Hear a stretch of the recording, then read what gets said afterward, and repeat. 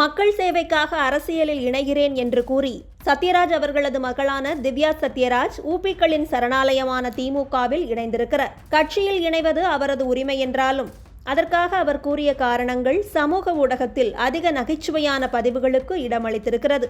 திமுக பெண்களுக்கு அதிக முக்கியத்துவம் தரும் கட்சி, மக்கள் ஆரோக்கியத்தில் அதிக கவனம் செலுத்தும் கட்சி, மேலும் எல்லா மதங்களையும் சமமாக நடத்தும் கட்சி என்பதால்தான் திமுகவில் இணைந்திருப்பதாக திவ்யா கூறியிருக்கிறார்.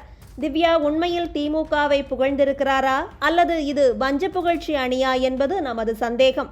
பெண்களுக்கு முக்கியத்துவம் தரும் திமுக அக்கா கனிமொழிக்கு துணை முதல்வர் பதவி கொடுத்ததா? அண்ணா பல்கலைக்கழக சம்பவத்தில் யார் அந்த சார் என்பதை வெளிப்படுத்தியதா? ஆரோக்கியத்தை கூர்மையாக கவனிக்கும் முதல்வர் ஜிம்மில் போட்டோஷூட் நடத்துவதை விட்டு டாஸ்மாக் கடைகளை குறைத்து நடவடிக்கை எடுத்தாரா?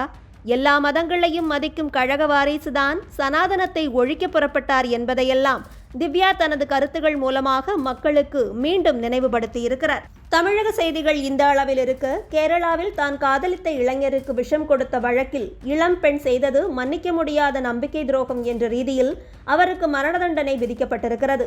ஆனால் கொல்கத்தாவில் பயிற்சி பெண் மருத்துவரை பாலியல் வன்முறையில் கொடூரமாக கொலை செய்த குற்றவாளிக்கு ஆயுள் தண்டனை வழங்கப்பட்டிருப்பது மக்களிடையே சர்ச்சையை கிளப்பியிருக்கிறது.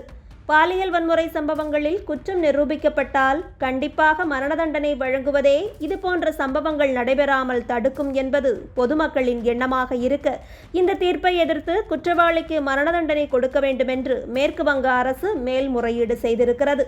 இந்தியாவில் கலவையான சம்பவங்கள் நடைபெற்று கொண்டிருக்கும் நிலையில் அமெரிக்காவில் அதிபராக ட்ரம்ப் பொறுப்பேற்ற உடனேயே ஜோ பைடன் மேற்கொண்டிருந்த 72 நடவடிக்கைகளை ரத்து செய்து கையெழுத்திட்டிருக்கிறார்.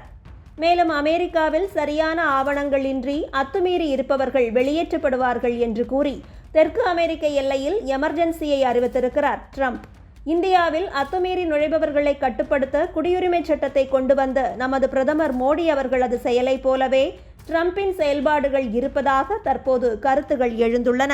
அமெரிக்க பிரதமராக ட்ரம்ப் அவர்கள் பொறுப்பேற்ற பிறகு அதிரடி நடவடிக்கைகளை எடுத்திருக்கும் நிலையில் முதலில் சீனாவுக்கும் பின்னர் இந்தியாவுக்கும் பயணம் மேற்கொள்ள இருப்பதாகவும் தகவல்கள் கூறுகின்றன. இவையெல்லாம் உலக அரசியலில் எவ்வித மாற்றங்களை உருவாக்கும் என்பதை பொறுத்திருந்து பார்க்க வேண்டும்.